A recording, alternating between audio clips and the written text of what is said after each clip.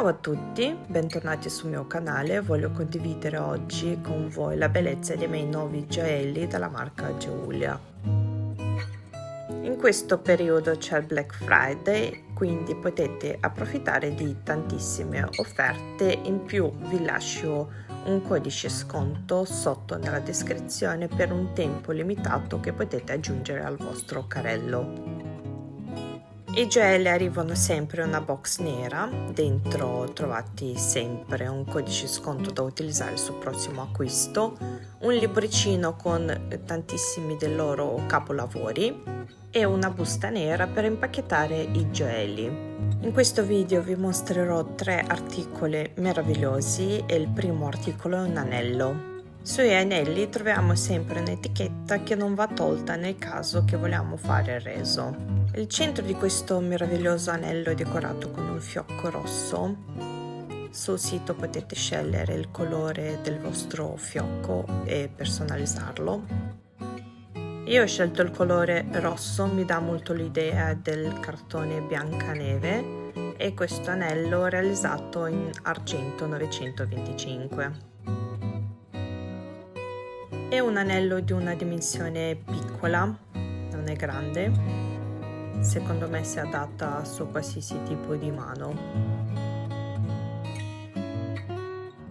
Il secondo articolo è una catena con un pendente in forma di stitch. Sul sito lo potete personalizzare e cambiare il colore del cuore. In più trovate un sacco di modelli anche con le orecchie di diversi colori. È realizzato molto bene con dei dettagli molto precisi, secondo me è perfetto per un regalo sia per i bambini che per un adulto. Il terzo articolo è un braccialetto molto bello, molto luminoso, e secondo me c'è però un piccolo dettaglio che è adatto solo ai polsi medi piccoli, perché siccome i strass sono tutti uniti ed è leggermente curvo, perché ha un polso molto grande, secondo me non starà proprio bene. Ha una chiusura molto comoda, tipo stile Pandora, ed è sempre realizzato in argento 925.